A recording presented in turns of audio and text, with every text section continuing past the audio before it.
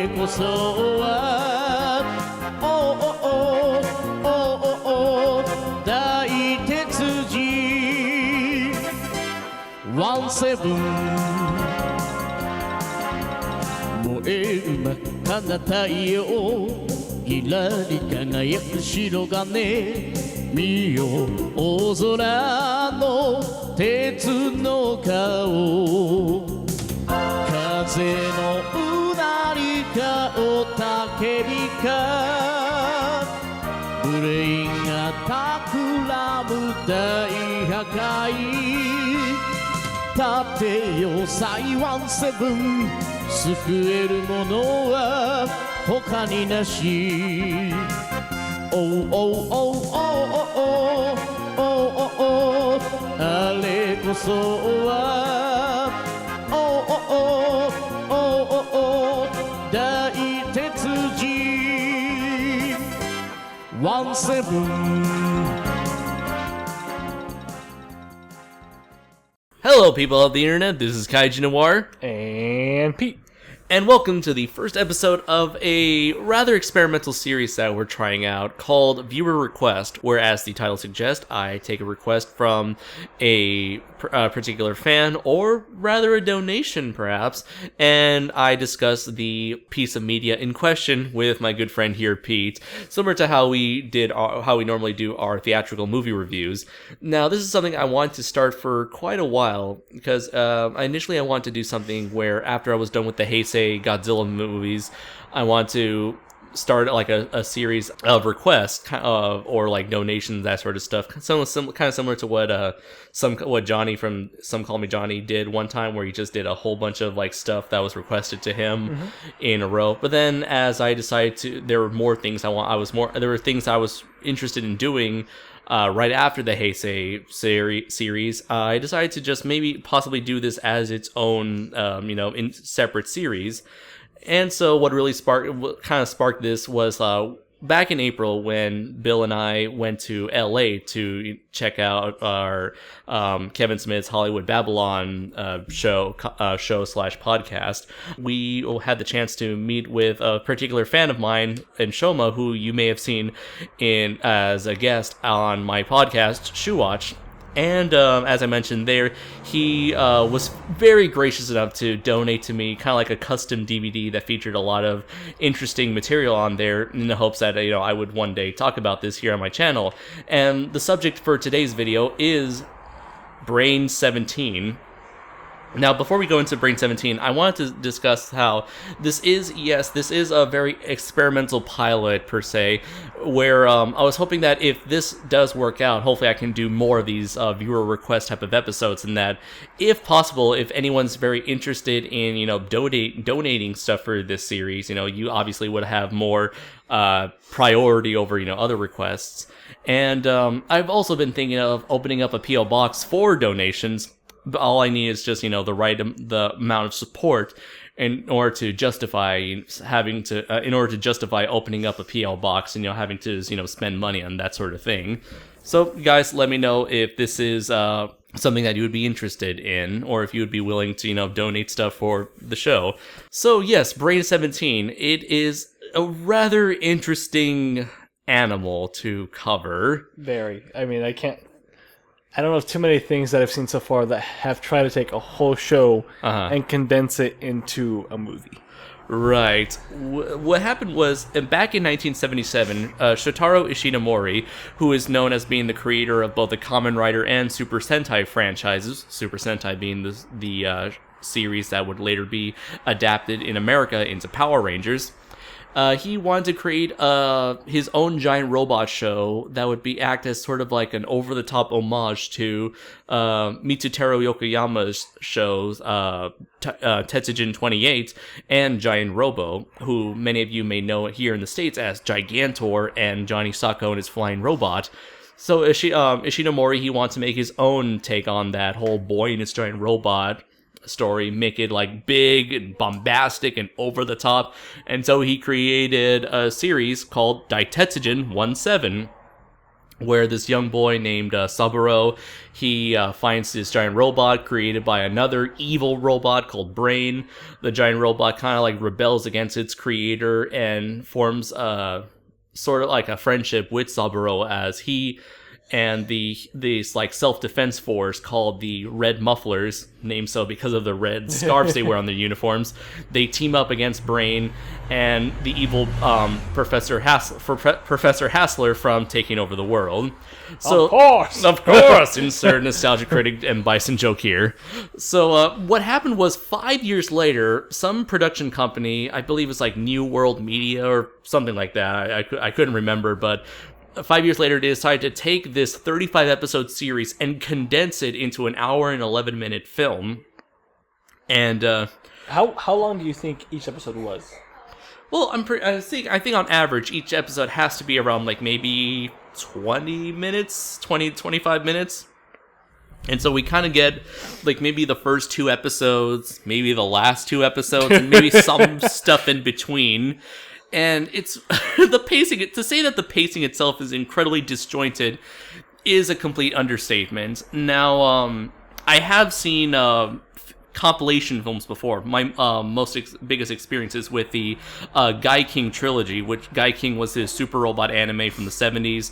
They recently, back in 2010, I want to say, or 2011, Shout Factory put out a DVD where somebody made an agreement with Toei where they would take several of their animes and make movie compilations out of them. And the thing with Guy King was they made a trilogy out of those movies, meaning that they took all these like 40-something episodes and turned them into like little mini story arcs where each movie covered roughly 3 or 4 stories. And here we kind of have a similar thing going on where we kind of have maybe 3 or like 4 or 5 storylines going on here in like these little segments, but it works a lot better with other movie compilations, like say like with I believe Attack on Titan was turned into 2 movie compilations. The original Gundam series was turned into a trilogy. I think also Zeta Gundam was turned into a trilogy or just 2 movies. I think it was called Zeta Gundam: A New Translation was turned into 2 movies. And generally, it's a good idea to just make, multiple movies as opposed to cramming everything into one show. Especially when you have a super robot show. The problem is with the super robot show, each episode generally follows a similar formula where every episode follows like this. You go through the same routine where evil robot shows up, the good protagonist attempt to fight it, then they bring out the big gun at the very end for him to use his final attack. And this happens in this movie like at least 3 or 4 different times. Yeah, Gravitron. Yeah, and at first I kind of didn't understand what you meant, but then when you talked about the whole Power Rangers, how they always go into their suit and do their into the Zord and do their whole big final move. We need the power of Titanus and the Ultra Zord. Yeah, so absolutely. Every single time it's time to end something. All right, let's do our move. Yeah. So it's time for the finisher once again, and that repetitive nature does become a problem when you're trying to adapt that into trying to squeeze that type of format into a movie, and to where the movie itself, it can get that Gravitron as awesome as it is, because Daitetsujin, or 1-7, he has some sort of gravity beam in his torso or in his abdomen that shrinks and compresses his enemies down so much that it makes them explode, and it's awesome. Science! Oh, there's a lot of wonderful bullshit pseudoscience in this series. So yeah, that does become quite a bit of a problem in terms of the nature of this type of story. Although I guess you could say, like, in the end of the day, it does give a rather somewhat of a coherent story where this is not Saburo, but Stevie. Yeah. They take Stevie, he loses his family, he's like, oh no, I'll get my revenge on you! And, comes across Daitetsujin 1-7. I just like Daitetsujin a lot better than simply 1-7. It doesn't help matters that the fact that the movie itself and the series looks like it would say Brain 17, but no, it's not 17, it's 1-7. Yeah, no kidding.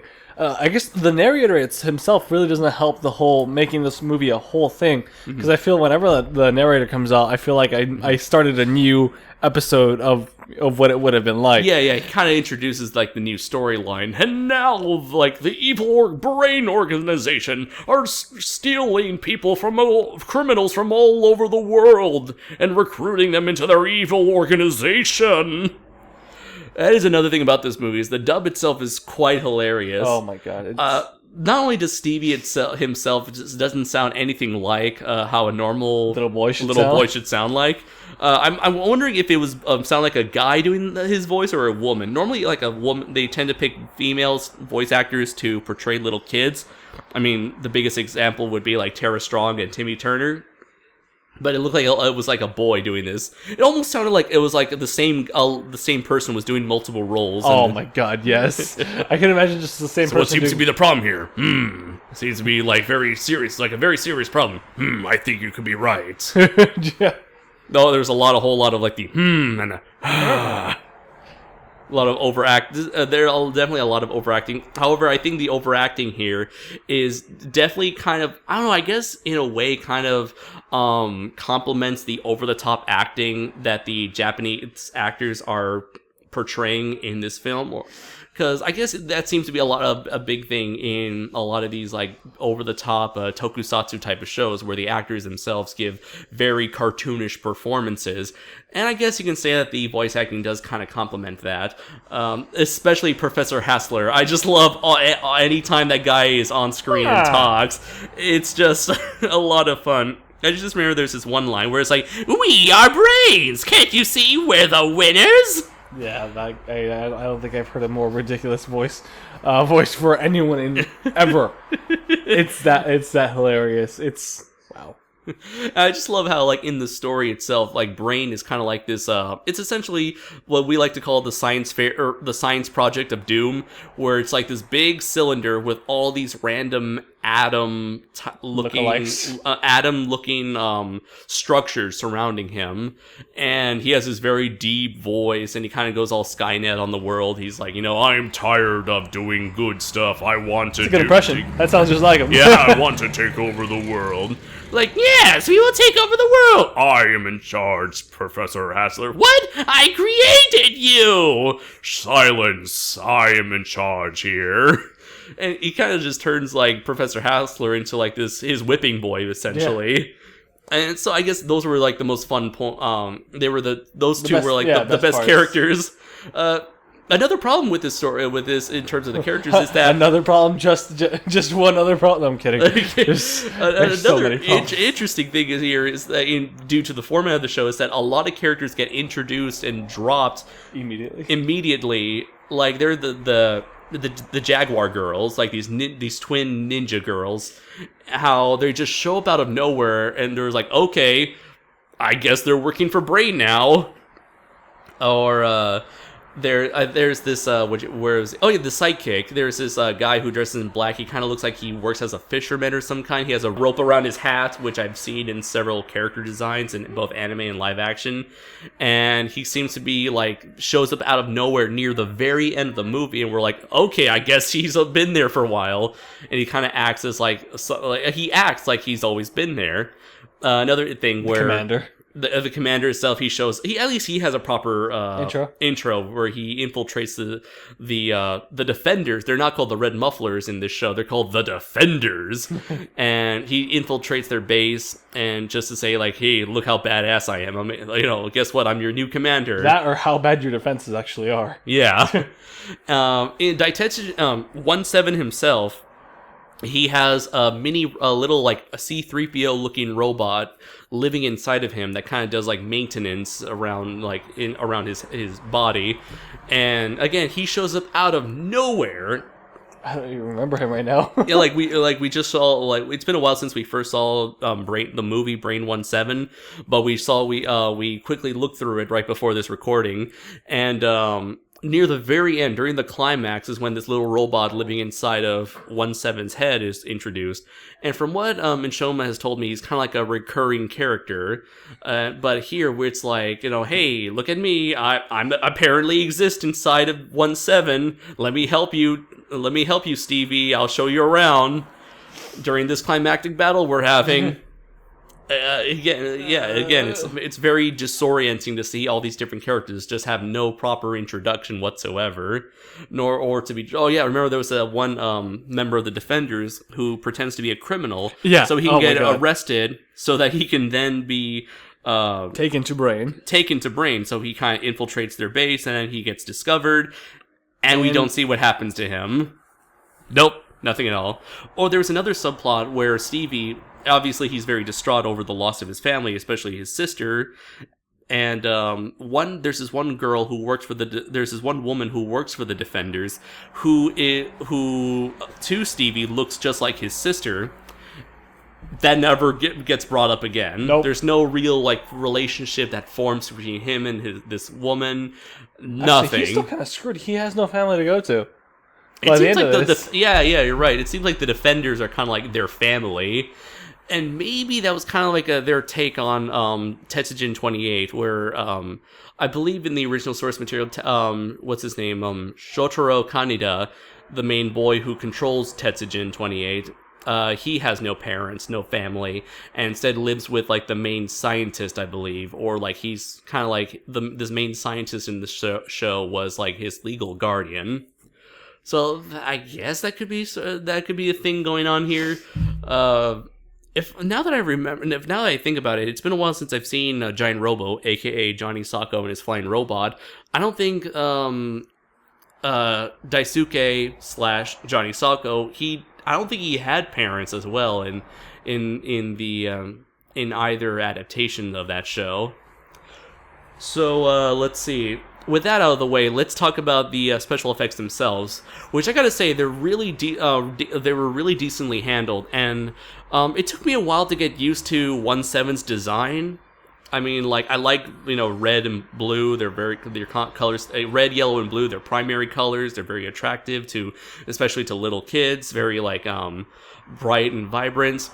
I don't particularly like the disco ball eyes. Yeah, me neither. Not a fan of so those. Distracting. And another thing I don't like about the suit itself is how are the hands, where in some shots it looks like the actor is wearing gloves, which is very interesting because that means he has movable fingers, which is something you don't really see in a lot of giant robot tokusatsu suits. However, half the time, he doesn't have these gloves. Rather, he has these very large boxing glove type of fists whenever he's in the middle of combat. Fisticuffs. Yeah, he's like these giant fisticuffs. Put up your dukes.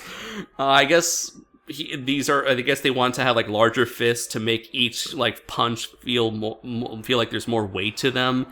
The thing I don't like about these gigantic boxing glove hands is that he has these skinny little wrists. Yeah, the skinny little wrists, which don't look it aesthetically doesn't look great to have these very elongated skinny wrists, where you have a giant fist, skinny wrist, and a giant gauntlet. It just breaks that it's hard to describe, but it kind of breaks that the physique of his arms. Feels like you have very limp. Feels like you have a great weak spot to lose a hand. Yeah, and also I don't like my robots to be limp wristed. The Gravitron, as I mentioned before, the Gravitron finisher is extremely awesome. 1/7 has this transformation into I guess some sort of fortress mode, which looks completely useless. He basically goes into a fetal position. He crouches into a fetal position, and that's essentially his flying vehicle mode. Makes no sense considering that 1/7 can fly perfectly without going into fetal position. Science. I'm assuming that, when he's flying, he has, some sort of jetpack on his back. I'm assuming later in the series he has that, or I don't know. Maybe at some point he gets that attachment where he's like, hey, I can fly in my humanoid form now. Again, this movie never tells us. Oh, let's see, what else about this robot? Oh, yeah, design-wise, or proportion-wise, I have a theory that this may be the very first time where we have a giant robot that kind of has that bulky aesthetic that we're used to seeing in the Megazords in both Power Rangers and Super Sentai.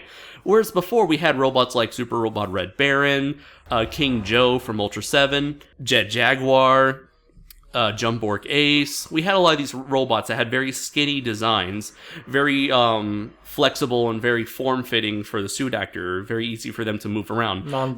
Non-bulky, yeah, very slender physiques. I think this is the first time where we may have gotten that more boxy, bulky physique that we would later see in the likes of Leopardon from Japanese Spider-Man, or, as I mentioned before, the Megazords from Power Rangers. So this could be a very influential robot in terms of, like, his place in the hall of Japanese robots. Another skinny robot I forgot to mention, Giant Robo, of course. Let's see, what else about this? Oh, yeah. Remember the transitions. Oh god, so cheap. The title sequence, the transitions, the credits, it all looks very cheap. I assume that this American, release was made by a child, or was released on VHS. Like this didn't feel like a TV movie. It honestly feels more like a cheap VHS release. And it's really weird how whoever picked up this show waited like 5 years to put out the show on like a format. But however, I guess I can say that at the end of the day, I am very glad that this thing exists. I'm very thankful for Enshohma for introducing. He knew that I was a fan of giant robots, and so I'm very glad to have discovered Daitetsujin 17. I've seen some action figures of this robot. I want to have this guy own a little piece of merchandise from this guy. But oh yeah, before I forget, the useless helmet. Oh yeah, just big, bulky. All over the place, and eventually we do see him actually use it to call 17, but outside of that, it's completely useless. Yeah. It's like it doesn't use it to control 17. I don't think it provides much head protection either. No. And oh yeah, before I forget, in terms of characterization, 17 apparently has what's very makes him unique is that he is a character who acts. He's not controlled by anyone. He acts on his own accord. He has free will. And I think, according to what Enshohma's told me, since he's seen the show, is that he is more of a he acts more like a rebellious teenager who kind of who's like rebels against his creator brain for the sake of rebelling against his creator brain. Okay. And he just eventually he warms up to the human cast and decides to work with them as opposed to against them, or act on it completely on his own, like a lone wolf type of character. We don't get any of that here in Brain 17. You want to say 17? Yeah, Brain 17. Yeah, he does take a swipe at one of the helicopters, I believe it was, from the Defenders, only because again it's kind of like a little hint that he's acting on his own accord. And then I guess in the next storyline, he's just immediately working with them. So that whole kind of rebellious. I'm afraid of you. No, I'm not. Yeah, that whole like rebellious angle is kind of quickly dropped in this show. So that was the one thing I wanted to get across. So Brain 17 is a very interesting piece of entertainment. I would not recommend it. I would not recommend it to any casual tokusatsu fans. Like if you simply watch Godzilla movies and you're not at all accustomed to shows like Ultraman or Super Robot Red Baron, or Super Sentai and the like, I would not recommend this for you, mainly because it's such like a very weird, jarring experience. But I would recommend this to like the more hardcore and most curious of tokusatsu fanatics, and especially tokusatsu giant robot fans. The video Brains 17, this American version that we're reviewing, is available on YouTube, and I will have the link below for you to check it out on your own if you do so dare to. The other thing is, as for the show itself, the original Daitetsujin 17, I would be definitely, this movie has maybe interest in perhaps checking out that show sometime in the future. I don't know if it's available on the internet at all, but given what I've seen in Brain 17, this does look to be a very fun and over-the-top type of show that could definitely get a lot more attention than it currently has right now. So in terms of a rating, it's very difficult to rate this, but I suppose I will give it Brain 17 a 2 out of 5. A 2 being the type of rating I would give to shows that shows or a movie, what have you, that have limited appeal it certainly has appeal towards a very limited group of people. As I mentioned before, those being fans of big, over the top, and ridiculous, and ridiculous shows, or for those who are just simply curious enough. So I guess it accurately, with the jarring pacing aside, I guess it does seem to replicate that feel that Shotaro Shinomori was going for in terms of making this big love letter towards shows like Tetsujin 28 or Giant Robo. So what are your thoughts, Pete, given that this was kind of like your first foray into television tokusatsu show entertainment? All I can say was it was deliciously cheesy. I don't even know what I'm saying. Deliciously cheesy. And I'm kind of out of it right now. But I will say it was a very, very weird experience that I don't think I've ever experienced anything like that, from the voice acting to the nonsensical just science. Yeah. Oh, just it was something different. That's all I can really say. Did you have fun overall? Oh yeah. I mean, this is the kind of movie I think that if you were to watch it, it's best to watch it with a group of friends. Definitely. So everyone can start quoting Hassler or whatever his name is. Yeah. Can't you see where the win is? Exactly. So that is our review for Brain 17. Thank you very much, Enshohma, for donating this to me. And let us know what you think of this review and whether or not we should make 4. We do have one more episode planned where on the little custom DVD that Enshohma made for me, there is another piece of obscure-ish media attached to related to a giant kaiju related, actually. So stay tuned for that when we eventually cover Gamera 2000.